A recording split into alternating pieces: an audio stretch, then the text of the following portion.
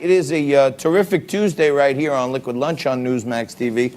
I'm John Tobacco. Not so terrific for the markets. I thought there may be a little bounce today after being down almost 1,000 yesterday. But markets down about 300. Bitcoin also down about 300. There's been some reverse correlation in the past few months where markets are down. Bitcoin tends to be up, but it looks like everything's dumping it today. And to break it all down, one of my favorites, he's across the pond, but always makes himself available for us. Simon Constable joins us today. And Simon Constable is a financial commentator, author of the book, The Wall Street Journal Guide to 50 Economic Indicators That Really Matter, from Big Macs to zombie banks. He's also the indicator smart investors watch to beat the market. And he is one heck of an author, and he's one heck of a guy. He always makes himself available for us. So, my friend, I'm glad to have you today. And I know we had a little chat yesterday, which I broke down generally some of your thoughts. But I'm not buying into this whole fear, fright, and hysteria about the coronavirus. Me personally, I've been using a remedy of drinking one Corona beer every day, and that seems to be going good. I don't have it yet. What do people really need to know? I'm telling people just stay calm and let these wrinkles work themselves out. What do you think? Well, first of all, lovely to see you, John, and to hear your voice. And yes, a Corona beer a day is probably a very good idea most of the time, especially in the New York summer, if it ever comes around again. Look, the coronavirus, let's be clear about this, has been terrible for a lot of people, and a lot of people have died, and that is absolutely awful for those people and their families. So obviously our hearts go out to those people. However, what we're hearing now is something like hysteria in the idea that this destroys the entire global economy overnight and there'll be nothing left, and it's Armageddon 2.0 or biblical scenes of brimstone, fire, and constant obliteration. I think it's getting a little out of hand. One of the things I will say about this, though, is that the Chinese government isn't exactly handling this very well. I mean, one of the things that should happen is when you have an outbreak of a disease is to be absolutely transparent about what's going on. The US does that very well. Western European countries do that very well. I think Japan, Taiwan, places like that do it very well. The Chinese government is not doing it so well at the moment. I mean, they could change, but we need more clarity. Yeah, Simon, that's a great observation. I kind of did some conspiracy theory hunting, and lo and behold, I found back in 2003, if you want to believe this or not, but it's a fact, the first super spreader of the SARS virus was announced the last day of January in 2003, and that coincided with the beginning of the Chinese New Year. So I found it coincidental that once again, the first super spreader of this was really reported right about at the time of the Chinese New Year. I almost thought it was strange that the government let that information out there, because they're not really big on letting out bad news. So I almost thought they wanted to paralyze the rest of the world while they were shut down for New Year's, maybe, at least scare the heck out of them. Well, that may have happened. It also may have just been incompetence.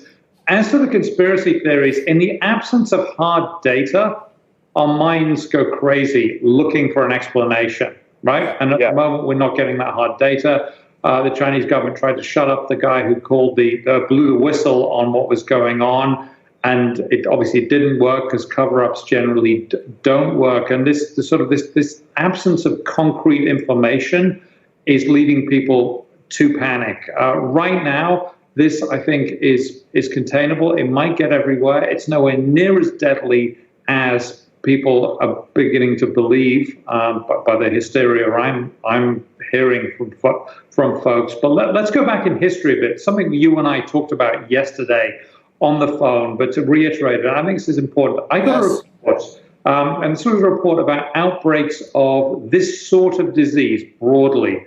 And it went back to 1665, was when the Great Plague of London, which also happened to have come from China originally. That lasted, the worst of it was over within 3 months. And then the Spanish flu in 1918-19, the worst of that was over in 3 months. That the flus in China and Hong Kong in the 60s were over in 3 months.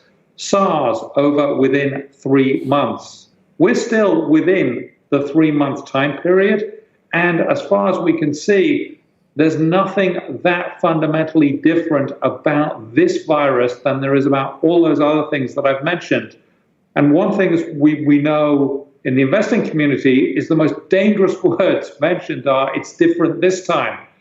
Well, is it really different this time? Is it going to be complete, Armageddon and biblical scenes of everybody dying? I certainly hope not. Or is it not different? And it's a high bar to get over. What's different? What do we know that's different this time? Well, it's new, yes, but a lot of other things were new. How new is it? How different is it? Is this a man-made pathogen which is designed to kill people? That might be something that's truly different. We don't know. But I would suggest go with the basic, the simple explanation, and you're more likely to be nearer the truth. I could be wrong, but I think that's a good starting position for most of us. Yeah, I've been recommending, I'm not a financial advisor, but I do lay my opinions out there. I've been recommending to people from the beginning of this thing, stay in a little more cash, let it fizzle itself out, much like you're saying, stay calm. If you built your portfolio like you should, not concentrated, built for the long term, for the future of your family, you don't have to be reactive to these one-day big volatility drops. And you talk about go with the simple thing. For you, it seems like it's pretty simple to make the Amazon #1 category when you write a book, The Wall Street Guide to 50 Economic Indicators That Matter. You must have some thoughts on, what's happening with the markets right here. Rate cut, do we need a rate cut? Can we just ride this out too? Well, first of all, thank you for mentioning that. And if only everything was so simple, that would be great. So what I do know, and this goes back to the coronavirus, is that that China is the largest buyer of cars in the world, and that affects the entire global manufacturing system. That includes Germany. I've just written about Germany. It's being affected by this because of the supply chain as well. Supply chains go across countries. So this will affect the economy. Is it going to be catastrophic? No, I don't think so. It's more like it's a pause. While you have quarantines, while you have cities shut down, and then it will get going again. A rate cut wouldn't hurt, but also rates are really quite low now anyway. I mean, who do you know in business who's making the decision to invest now or to wait for 0.5%, 0.25% lower interest rates? You've got to be a pretty marginal project for you to make the decision based on a 0.25 percentage point difference.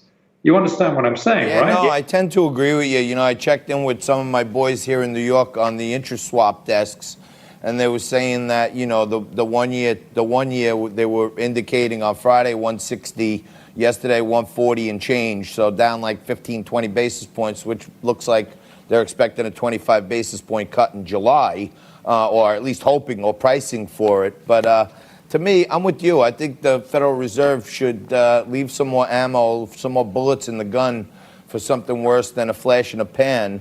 And I want to pick your brain on one last thing in our final couple minutes here. I've been feeling for a while now that China's in a lot more trouble financially than they're letting on.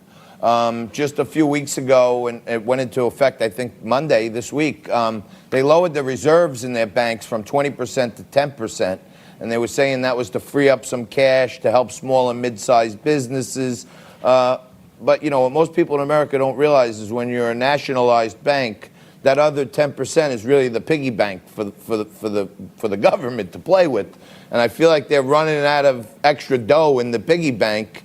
And, we're not really looking at the elephant in the room. What do you think? Well, China's a great example of where economic statistics go wrong. Okay, now all economic statistics are flawed in some way, but what I will say about China's economic data is that it's aspirational. Okay, we would all like to be better looking, maybe slimmer, maybe whatever it is, smarter, more charismatic. We all want a little something to aspire to. And China's doing that with its economy. So when it puts numbers out there that says the economy is growing at, say, 6%, I think that's more aspirational than it is actual. And I think you have to look through the lens, that sort of aspirational lens, at China when looking at anything there and verify it using other economic indicators, like how much electricity is being used in the economy, which they don't tend to manipulate quite as much as the basic data. So yes, I mean, it's been a long time in coming. I mean, one of the things about communism, it tends to kick off fairly well in the the initial stages of growth, because they can say, okay, do this and we'll have the government money behind it. But what it doesn't do, it isn't necessarily robust, because you don't have that sort of bare knuckle thing where you get tougher through failure, right? I'm with you. And you know what, Simon? Yeah. Here's the great thing about when me and you get together, because you put it so nicely when you talk about, China's numbers and you call them aspirational. That's like a politically correct way of what I'd be saying here in New York. It's a pipe dream. It's not a fact. It's a word that we can't say on television, but I think their numbers are total balderdash, and I think most of the rest of the world does, and that uncertainty is what scares the heck out of markets. Indeed it does. Indeed it does, and you're very kind, John. Thank you, my friend. You got to go to Amazon and check out the just reached number one Amazon category status. You got to go check out the Wall Street Guide to 50 economic indicators that really matter. Big Macs to zombie banks. And big thanks to Simon Constable for joining us. We're going to take a quick break right now. We're going to come back. We're going to look at some charts. JT's going to do a little breakdown of why you should stay calm while you think the markets are burning. And then we're going to get in a little later to feeling the burn with Bernie Sanders and the rest of the Democratic primary contenders right after this.